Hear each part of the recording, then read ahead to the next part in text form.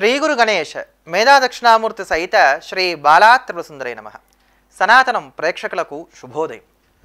ముక్కోటి ఏకాదశి, వైకుంఠ ఏకాదశి, దీనికి ఉన్నటువంటి విశిష్టత ఏమిటి? ఈ ముక్కోటి ఏకాదశినే వైకుంఠ ఏకాదశి అని కూడా పిలుస్తుంటారు, లేదా వైకుంఠ ఏకాదశిని ముక్కోటి ఏకాదశిని పిలుస్తుంటారని కూడా చెప్పుకోవచ్చు. దీనికి ఉన్నటువంటి ప్రాముఖ్యత ఏమిటి, ఆ రోజు ఆచరించవలసినటువంటి విధి విధానాలు ఏమిటో మీ అందరికీ కూడా తెలియజేసేటువంటి ప్రయత్నం చేస్తాను. ధర్మము, అర్థము, కామ్యము, మోక్షము అని 4 పురుషార్థాలు మనకి పెద్దవాళ్ళు చెప్పారు. మన సనాతన ధర్మంలో ఏ కార్యక్రమం చేసినప్పటికీ కూడా ఈ 4ంటిని దృష్టిలో పెట్టుకునే చేస్తాం. వాటిలో మోక్షం కోరుకునేటువంటి వారందరికీ కూడా ఉపకరించేటువంటి వ్రతమే ఏకాదశి వ్రతం. దీన్ని అందరూ కూడా ఆచరించి తీరాలి. దీనికేం స్త్రీలు, పురుషులు, పిల్లలు, పెద్దలు ఇటువంటి నియమాలు ఏం లేవు. వాళ్ళకు ఉన్నటువంటి శారీరక స్థితిగతులను బట్టి కొద్దిపాటి మార్పులు చేర్పులతో మాత్రం అందరూ కూడా ఆచరించి తీరవలసినటువంటి వ్రతం ఏకాదశి వ్రతం. అంటే అప్పుడు ముక్కోటి ఏకాదశి కూడా ఏమైంది? మోక్షాన్ని ఇచ్చేటువంటి వ్రతం అయింది. కనుక ఇది మోక్షాన్ని కోరుకునేటువంటి వారందరూ ప్రధానంగా ఈ రోజున శ్రీమన్నారాయణుని ఖచ్చితంగా పూజించాలి. ఈ ముక్కోటి ఏకాదశి లేదా వైకుంఠ ఏకాదశికి ఉన్నటువంటి ప్రాముఖ్యత ఏమిటి అని అంటే కనుక శ్రీప్రశ్న సంహిత అనేటువంటి ఒక సంహిత ఉంది. ఇది శ్రీ వైష్ణవ సంప్రదాయంలో ఉన్నటువంటి అనేకమైనటువంటి సంహితా గ్రంథాల్లో ఒక ప్రత్యేకమైనటువంటి స్థానాన్ని కలిగినటువంటి సంహిత. ఈ శ్రీకృష్ణ సంహితలో ఈ వైకుంఠ ఏకాదశికి సంబంధించినటువంటి వివరాలన్నీ కూడా తెలియజేశారు. ఒకప్పుడు నారాయణుడు యోగ నిద్రలో ఉన్నప్పుడు ఆయన యొక్క చెవి గుబిలిలో నుంచి మధుడు, కైటబుడు అనేటువంటి రాక్షసులు ఉద్భవించారట. వాళ్ళు రాక్షసులు కదా, వెంటనే బ్రహ్మగారి దగ్గరికి వెళ్ళారు. బ్రహ్మ దగ్గర ఉన్నటువంటి వేదాలన్నీ కూడా అపహరించి బ్రహ్మని ఇబ్బంది పాలు చేయడం మొదలుపెట్టారు. దాంతో బ్రహ్మ ప్రార్థన మేరకు శ్రీమన్నారాయణుడు ఈ మధుకైటబులతోటి యుద్ధం చేసి వారిని సంహరించాడు. ఆ సంహరించేటువంటి క్రమంలో ఆ మధుకైటబుల్ని జయించడం ఆయనకు బాగా కష్టసాధ్యమైంది. ఆ కష్టసాధ్యమైనప్పుడు ఉపాయంతో వాళ్ళని జయిద్దామని చెప్పని, ఇంతవరకు నాతో ఇంత వీరోచితంగా పోరాడినటువంటి వారు లేరు గనక మీకు వరమిస్తాను కోరుకోండి అన్నట్ట నారాయణుడు. దానికి మధుకైటబులు, నువ్వు మాకు వరం ఇవ్వడం ఏంటి, మేమే మీకు వరమిస్తాం, నీకేం వరం కావాలో కోరుకో అన్నట్ట. గర్వం అంతగా ఉంటుంది, మదం అంతగా ఉంటుంది. వెంటనే నారాయణుడు, మీ ఇద్దరు కూడా నా చేతిలో చనిపోవాలి, ఇదే నేను కోరుకునేటువంటి వరం అన్నట్ట. వాళ్ళిద్దరూ కూడా ఆ నారాయణుడి చేతిలో చనిపోయారు. ఇచ్చినటువంటి మాటకి రాక్షసులు కూడా కట్టుబడి ఉన్నారండి. మనం ఈ రోజున ఇచ్చినటువంటి మాటకు కట్టుబడి ఉండట్లేదు కనుక మనం ఏమవుతామో మనగా మనం వివేచన చేసుకోవాలి, ఆలోచించుకోవాలి. ఇలా నారాయణుడి చేతిలో సంహరింపబడినటువంటి కారణం చేత వాళ్ళిద్దరికి కూడా మోక్షం వచ్చింది. నారాయణ అనుగ్రహం ఏ ప్రకారంగా కలిగినప్పటికీ కూడా వాళ్ళకి మోక్షం కలుగుతుంది. కనుక ఆ మోక్ష కారణం చేత వాళ్ళు వైకుంఠంలో ప్రవేశించారట ఈ రోజున ఉత్తర ద్వారం గుండా. అలా ఆ వైకుంఠంలోకి వెళ్ళి అక్కడ ఉన్నటువంటి చిత్రమైనటువంటి వస్తువుల్ని, అక్కడ ఉన్నటువంటి వాటన్ని కూడా చూసిన తర్వాత వారిలో అద్భుతమైనటువంటి ఒక పరివర్తన కలిగి నారాయణుని వరం కోరుకున్నారట. స్వామి, ఏ ప్రకారంగా అయితే నీ చేతిలో నిహతులమై మేము ఈ రోజున ఉత్తరద్వారకుండా వైకుంఠంలోకి ప్రవేశించి అద్భుతమైనటువంటి మోక్షాన్ని అనుభవిస్తున్నాము, ఈ మోక్ష స్థితిని అనుభవిస్తున్నాము, వైకుంఠంలో నీ యొక్క సాన్నిధ్యాన్ని అనుభవిస్తున్నాము, ఈ స్థితి అందరికీ కూడా కలగాలి అని చెప్పని కోరుకున్నారట. ఎంతటి రాక్షసులైనప్పటికీ కూడా వైకుంఠంలో అడిగిడినటువంటి కారణం చేత వాళ్ళలో ఈ సాత్విక భావన అనేటువంటిది ప్రవేశించింది. లోకోపకారార్థంగా వాళ్ళు కోరుకున్నటువంటి ఈ వరాన్ని వెంటనే నారాయణుడు అనుగ్రహించాట. అందుకనే ముక్కోటి ఏకాదశి కలిగినటువంటి రోజున ఎవరైనప్పటికీ కూడా ఇంట్లో కావచ్చు, దేవాలయంలో కావచ్చు, ఉత్తర ద్వారాన్ని ఏర్పాటు చేసుకొని అక్కడ పరమాత్మని వేంచేపు చేసి శాస్త్రోచితమైనటువంటి రీతిలో ఆయనకు కావాల్సినటువంటి కైంకర్యాలన్నీ కూడా చేసినట్లయితే కనుక మనందరికీ కూడా వైకుంఠం దాపవుతుంది అని చెప్పని శ్రీకృష్ణ సంహిత మనందరికి కూడా తెలియజేస్తోంది. ఈ యొక్క సంహితాధారంగానే సమస్తమైనటువంటి శ్రీ వైష్ణవ క్షేత్రాలలో కూడా ఈ రోజున ఉత్తర ద్వారాన్ని తెరిచి ఉంచి తద్వారా మనందరం కూడా లోపలికి వెళ్ళడానికి కావాల్సిన ఏర్పాట్లు చేస్తారంటే మనం వైకుంఠానికి వెళ్ళడానికి కావాల్సిన యోగ్యతని మనందరికీ కూడా కల్పిస్తారని చెప్పని అర్థం చేసుకోవచ్చు. కనుక ముక్కోటి ఏకాదశి అంటే మనందరికీ కూడా మోక్షాన్ని అనుగ్రహించేటువంటిది. దేవతలకి ఒక సంవత్సర కాలం మనకి ఇక్కడ గడిస్తే వారికి ఒక రోజుతో సమానమవుతుంది. మనకిక్కడ ఒక సంవత్సర కాలం గడిస్తే వాళ్ళకి అక్కడ ఒక రోజుతో సమానమవుతుంది. ఆ క్రమంలో దేవతలందరికీ కూడా ఉత్తరాయణం పగలైతే దక్షిణాయనం రాత్రి అవుతుంది. ఈ ధనుర్మాసాన్ని గమనించండి. ఈ ధనుర్మాసం ఏమవుతుందని అంటే కనుక వాళ్ళకి బ్రహ్మముహూర్తంతో సమానం అవుతుంది. ఈ ధనుర్మాసం ఖచ్చితంగా ఉత్తరాయణానికి ముందు వచ్చేటువంటి మాసం కనుక ఇది వాళ్ళకి బ్రాహ్మీ ముహూర్తంతో సమానం. ఈ సమయంలో వాళ్ళందరూ కూడా నిద్రలేచి వైకుంఠానికి వెళ్ళి 33 కోట్ల మంది దేవతలు కూడా శ్రీమన్నారాయణుడి యొక్క దృష్టి నా మీద పడాలంటే నా మీద పడాలని చెప్పని చతుర్ముఖ ప్రజాపతి అయినటువంటి బ్రహ్మగారితో సహా అందరూ కూడా ఎదురు చూస్తూ ఉంటారట.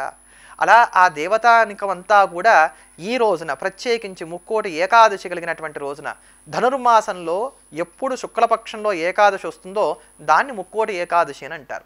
అటువంటి ఆ ముక్కోటి ఏకాదశి కలిగినటువంటి రోజున మోక్షానికి ప్రాతినిధ్యం వహించేటువంటి ఉత్తరద్వారం గుండా స్వామివారి యొక్క దర్శనం చేసుకుంటూ స్వామి మమ్మల్ని అనుగ్రహించాలని చెప్పని 33 కోట్ల మంది దేవతలు కూడా వేడుకుంటారు కనుక దీనికి ముక్కోటి ఏకాదశి అనేటువంటి పేరు వచ్చింది. వైకుంఠాన్ని చేరుకోవడానికి కావలసినటువంటి మార్గాన్ని చూపెడుతోంది కనుక దీనికి వైకుంఠ ఏకాదశి అనేటువంటి పేరుంది.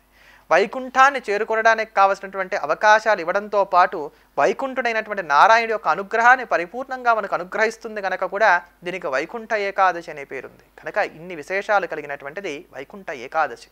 ఈ రోజున పొద్దునే నిద్రలేవాలి. సూర్యోదయం కన్నా ముందుగానే స్నానాది కృత్యాలన్నీ కూడా పూర్తి చేసుకొని వైకుంఠ ద్వారం ద్వారా స్వామివారి యొక్క దర్శనం చేసేసుకోవాలి. దేవాలయాల్లో సాధారణంగా గరుక్మంతుడి మీద కానీ లేకపోతే ఆదిశేషుడి మీద కానీ స్వామివారిని వేంచేపు చేసి మనందరూ కూడా దర్శన భాగ్యాన్ని కలగజేస్తూ ఉంటారు. చాలామంది పెద్దవాళ్ళు ఏం చెప్తారంటే ఈ రోజంతా ఎప్పుడైనప్పటికీ వైకుంఠం ద్వారం ద్వారా స్వామివారిని వెళ్ళి దర్శనం చేసుకోవచ్చు అని చెప్తారు. కానీ ఈ అరుణోదయ వేళ లోపుగా కనుక స్వామివారిని దర్శనం చేసుకున్నట్లయితే మరింత అద్భుతమైనటువంటి ఫలితాన్ని మనం పొందగలుగుతాం. ఇక్కడ ఫలితం అంటే ఏమిటి? శ్రీమన్నారాయణుడి యొక్క అనుగ్రహం, మోక్షస్థితి, వైకుంఠానికి చేరడానికి గాను కావాల్సిన అవకాశాన్ని కల్పించుకోవటం. కనుక ఈ ఒక్కరోజు అందరూ కూడా అంటే ప్రతి ఏకాదశి చేయాలి.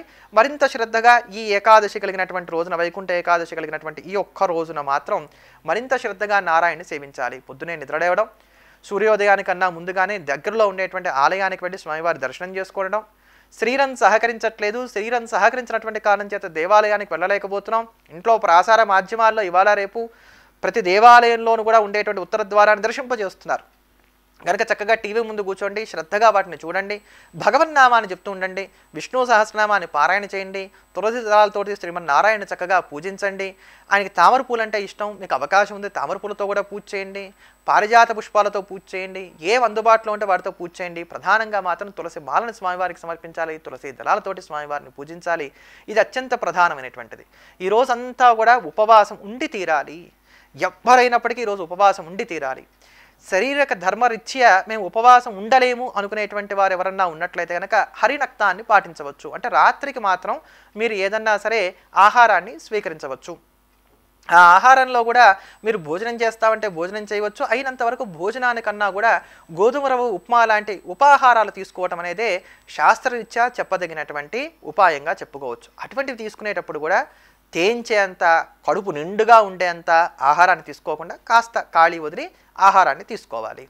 ఇందులో ఇటువంటి నియమాలన్నీ చెప్తున్నప్పుడు ఎప్పుడు కూడా జ్ఞాపకం పెట్టుకోండి, చిన్న పిల్లలకి అలానే 80 ఏళ్ళు దాటినటువంటి వృద్ధులకి, ఔషధాలు స్వీకరిస్తున్నటువంటి వారికి, అప్పుడే ఆపరేషన్లు అయినటువంటి వారికి, 6వ నెల గర్భం వచ్చినటువంటి వారికి, రజోదోషంలో ఉన్నటువంటి స్త్రీలకు వీళ్ళకి ఈ నియమాలు ఏవి కూడా వర్తించవు. వీళ్ళు కేవలం భగవన్నామస్మరణ చేసుకుంటూ కాలక్షేపం చేయవచ్చును. మీకు ఈ ఏకాదశి వ్రతం చేయాలి అని చెప్పని ఉత్సాహం ఉంది, కానీ చేయడానికి కావాల్సినటువంటి అవకాశం లేదు. శారీరక అనారోగ్య రీత్యా అనుకున్నప్పుడు ఎవరన్నా ఒక బ్రాహ్మణ్ణి కానీ ఎవరన్నా నియుక్తిని చేసుకోండి, నా పేరు మీద ఈరోజు మీరు ఏకాదశి వ్రతం చేయండి అని చెప్పని మీ గోత్రనామాలతో వాళ్ళు ఆ ఏకాదశి వ్రతం చేసినా కూడా మీకు ఆ పుణ్యం వస్తుంది. అందుకు తగినటువంటి దక్షిణ తాంబూలాలు వాళ్ళకి ఇవ్వవచ్చు. ఇలా ఈ రోజంతా ఏకాదశి వ్రతం చేయండి. ఆఫీస్కి వెళ్ళాలండి, మాకు కుదరదు కదా, ఆఫీస్కి వెళ్ళండి. ఇందులో మీరు మానవలసింది ఏమీ లేదు కదా, చక్కగా మీ పనులన్నీ కూడా మీరు చేసుకోండి. ఖాళీ దూకినప్పుడల్లా, అవకాశం చిక్కినప్పుడల్లా మనసులో మాత్రం ఆ శ్రీహరి నామాన్ని స్మరణ చేస్తూ ఉండండి. హరిహరి అంటారా, గోవింద్ అంటారా, వెంకటరమణ అంటారా, మీ ఇష్టం. మీరు ఏ ప్రకారంగా అయినప్పటికీ కూడా హరిని ధ్యానం చేస్తూ ఉంటామే ఇందులో ప్రధానమైనటువంటిది. ఉపవాసం అంటే ఉపసమీపే, భగవంతుడికి చేరువుగా ఉంటాం. కనుక ఆ ప్రకారంగా చేసేటువంటి ప్రయత్నం చేయండి. మీకు అవకాశం ఉంది, తిరుమల లాంటి దివ్యక్షేత్రాలకు వెళ్ళండి, భద్రాచలం లాంటి దివ్యక్షేత్రాలకు వెళ్ళండి, అహోబలానికి వెళ్ళండి. అవకాశం లేదు, చక్కగా ఇంటికి సమీపంలో ఉండేటువంటి దేవాలయాల దగ్గరే ఇవన్నీ కూడా ఆచరించండి. అలానే ఈ ఏకాదశి వ్రతాన్ని పాటించినటువంటి వారు ద్వాదశి గడియలు ఉన్నటువంటి రోజున, అంటే వాళ్ళ ఏకాదశి వ్రతం మనం చేసాం, రేపటి రోజు ద్వాదశి ఉంటుంది. ఆ ద్వాదశి ఉన్నటువంటి రోజున ఎవరైనా ఒక బ్రాహ్మడికి స్వయం పాకం ఇవ్వాలి. బీదలైనటువంటి వారు ఎవరైతే ఉంటారో వారికి యథాశక్తిగా దాన ధర్మాలు చేయాలి. తర్వాత అప్పుడు ఇంట్లో ఉండేటువంటి పరమాత్మకు చక్కగా నైవేద్యం పెట్టి దాన్ని ప్రసాదంగా స్వీకరించేటువంటి ప్రయత్నం చేయాలి. ద్వాదశి నాడు ఒక పూట మాత్రమే భోజనం చేయాలి. పొద్దున్న టిఫిన్ చేసి మధ్యాహ్నం భోజనం చేసి మళ్ళీ సాయంత్రం టిఫిన్ చేస్తే ఈ ఏకాదశి పుణ్యం మీకు చేరదు. అదంతా కూడా మోహిని తీసుకువెళ్ళిపోతుంది అని చెప్పని. కనుక మధ్యాహ్నం మాత్రమే భోజనం చేయండి, లేదా మధ్యాహ్నం లోపుగా ఒక్కసారి మాత్రమే భోజనం చేయండి. తర్వాత మళ్ళీ నీరసంగా అనిపిస్తుంది, చక్కగా పాలు పళ్ళు తీసుకునేటువంటి ప్రయత్నం చేయండి, లేదా టీలు కాఫీలు అట్లాంటి కొబ్బరి బోండాలు ఇలాంటివన్నీ తీసుకోండి. టీలు కాఫీలు అని చెప్తాం కానీ వాస్తవానికి అసలు టీ కాఫీలు కూడా తాగకూడదు. పాలకి దోషం ఉండదు, పళ్ళకి దోషం ఉండదు, అలానే కొబ్బరి బోండాలకు దోషం ఉండదు. అటువంటి వాటిని తీసుకుంటూ శరీరాన్ని నిలుపుకుంటూ చక్కగా మీ పనులు ఏవైతే ఉన్నాయో అవన్నీ కూడా ఆచరించుకోండి. వీటి వలన అఖండమైనటువంటి మోక్షం కలుగుతుంది. ఈ వైకుంఠ ఏకాదశి ఉత్సవాలకు పెట్టింది పేరు శ్రీరంగ క్షేత్రం. అటువంటి ఆ రంగనాథుని కూడా చక్కగా మనసులో భావిస్తూ ఉండండి. ఒక్కొక్క క్షేత్రంలో ఒక్కొక్క పర్వం విశేషంగా చేస్తారు. ఆ క్రమంలో శ్రీరంగ క్షేత్రంలో ఈ వైకుంఠ ఏకాదశి పర్వదినాన్ని మరింత వైభవంగా నిర్వహిస్తారు. కనుక ఎవరైనా సత్యనారాయణ వ్రతం చేసుకుందాం అనుకుంటున్నారు వాళ్ళు ఈ ఏకాదశి నాడు సత్యనారాయణ వ్రతాన్ని చేసుకోవచ్చు, లేదా ద్వాదశి నాడు కూడా చేసుకోవచ్చు. అయితే ఈ ఏకాదశి నాడు సత్యనారాయణ వ్రతం చేసి మీరు భోజనం పెట్టారా, పెట్టినటువంటి వారికి పాపమే, తిన్నటువంటి వారికి పాపమే.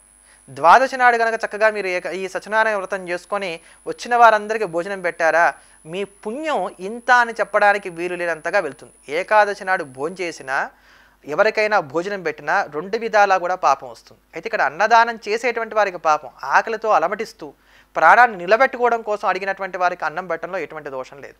ఏకాదశి నాడు మనం ఉపవాసం ఉంటున్నాం కనుక భగవంతుడికి నైవేద్యం పెట్టమంటే మళ్ళీ దోషం వస్తుంది. భగవంతుడికి ఏం ఉపవాసం లేదు కనుక చక్కగా మీరు భగవంతుడికి అన్నము మొదలైన పదార్థాలన్నీ కూడా చక్కగా నైవేద్యంగా పెట్టండి.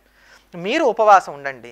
ఆ నైవేద్యం పెట్టినటువంటి పదార్థాలు ఎవరైతే అవకాశం తినటానికి కూడా లేక అలమటిస్తున్నటువంటి వారు ఉన్నారో వారికి అన్నదానంగా సమర్పించండి. తద్వారా శుభం కలుగుతుంది. కనుక ఇలా భగవంతుడికి నైవేద్యం పెట్టినటువంటి దాన్ని ఎవరికైతే కనుక తినటానికి అవస్థ పడుతున్నారో లేక కూడా అటువంటి వారికి అన్నదానం చేసేటువంటి ప్రయత్నం చేయండి. మొత్తం మీద రోజంతా కూడా శ్రద్ధాభక్తులతోటి స్వామివారి యొక్క నామాన్ని స్మరించడం, ఉత్తర ద్వార దర్శనం చేయడమే ఇందులో ప్రధానమైనటువంటి అంశం. కనుక ఈ ప్రకారంగా ఆచరిద్దాం.